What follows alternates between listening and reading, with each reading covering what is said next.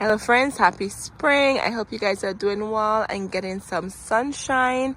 So in today's video, I'm going to, not sure if I should call this winter sowing or spring sowing some veggie seeds. And the reason why I'm gonna do these in the winter sowing method is simply because I'm in zone 6B and naturally I have to wait until mid-May before I can plant anything outside. That's our frost-free zone. And I noticed last year I started peppers and tomatoes inside, and I brought them outside when the frost was gone, and for whatever reason they did not do well. I got peppers like very late at the end of summer and it was just few peppers. I'm gonna try to do these now and get a jump start, so when the frost is gone I have nice strong seedlings I can put in my raised bed. So that's the reason for me wanting to start these seeds now. So I hope that makes sense. It is still cool here in zone 6B. However, the sun has been out, so when the temperature gets warmer, the seeds will germinate and the water bottle will act as a greenhouse for these seeds. And I think that will help the seedlings to be strong and give me blooms early on. I hope that makes sense. Alright friends, so the veggies I'll be spring/winter sowing. First we have the jalapeno, hot pepper. So let's see how long this will take. This one will take 90 days to harvest green, and if I leave it to ripe it will get 110 days. So first is this one, and then we have the sweet pepper from the dollar store, and look at the colors in here. This is a Grand Bell mix, and this will take 65 to 85 days before I get peppers. And then we have the Burpee 100 super sweet. Ooh, this looks delicious. These will take 70 days to harvest. I'm so excited about these. And then I have this orange pepper that I purchased from the supermarket, and I saved the seeds and just tried as an experiment to see if I would actually get peppers from them. And then this one is the Scotch bonnet hot pepper. I just put burn your mouth. Burn your mouth simply means it will burn your mouth. That's just dialect in the Caribbean. So I'm so excited about these hot peppers. And then we have Roma tomato. Look at these. These will take 85 to 90 days to harvest. I'm very excited about these tomatoes. And they're good for canning and making paste and puree. It's great if you want to use these and preserve them in jars. Anyways, and then this one, I'm really excited about this one. You know what? I'm excited about all my seeds. This is the sugar snap pea. This is delicious with some olive oil and some sea salt, and you just saute these beans and they're so delicious just like that. And these will take 70 days to harvest. Wow.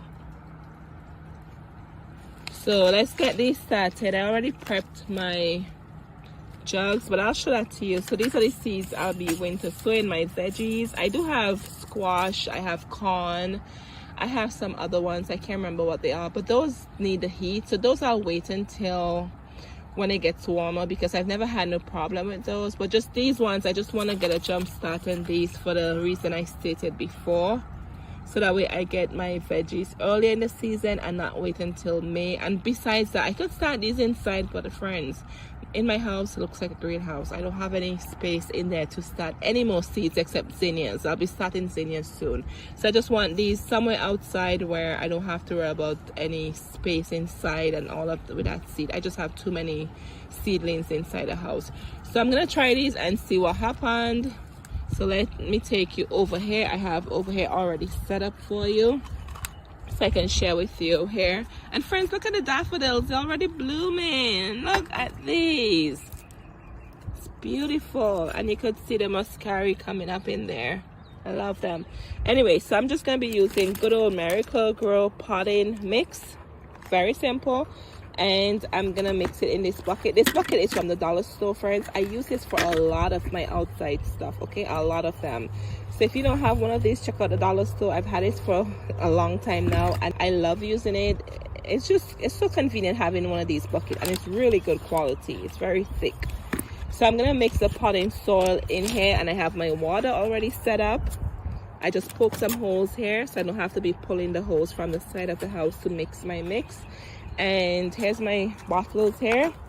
So I have these. I drilled the holes to the bottom already. Just get a sharp object, and I have few videos on winter sowing. I can leave that down below for you, but make sure whatever bottle you use, I recommend you use a milk jug like these over there, or you can use a water bottle. Make sure you put holes at the bottom for drainage. Okay, that's very important. And with these ones, I just cut it almost 99% all the way, and we're gonna put the soil in here and then put the seeds on top. All right, friends, so there you are. See, you can reuse your water bottles for so many different reasons, right? Just get creative. So we're gonna pour this in here, and we're gonna mix this and make sure it's like a brownie consistency.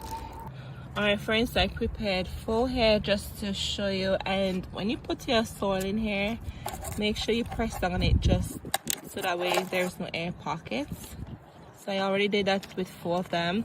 And I'm outside, so if I make a mess, it's okay. I have to clean down the table. You know, everything is messy from over the winter, right? So I have to give this a good power wash and clean off the patio. But what I did here, I just took a container just to collect any drainage for now, because these are gonna go underground over there, but I just didn't want to mess while I'm preparing these. So remember, wherever you do these, get a container below, because the liquid will drain out. So press on them, and then very important, you plant your seeds according to the seed packet instructions. Okay, so for example, we're gonna do the sweet pepper grand bell.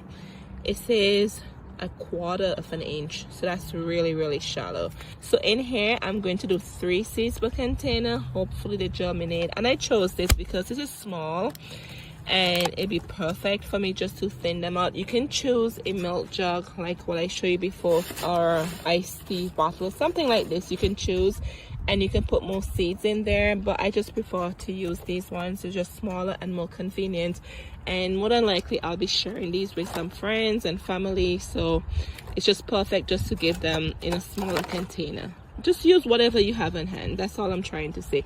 And make sure the caps are off, okay? Because you need the natural elements, the rain and the sunshine, to shine through these bottles. These bottles will act as a greenhouse for the seeds, and it will help with the germination process. So I'm gonna put the seeds on here, just 1/4 inch. I'll put 3 seeds in a bottle, and then I have regular tape here. I'm gonna use that and just seal around the bottle, and that's it. And then I have a marker. I'm going to mark what's on here so that way I know what the seedlings are, right? Very important to mark your bottles. Friends, I thought there was a lot more seeds in here. This is what came in here.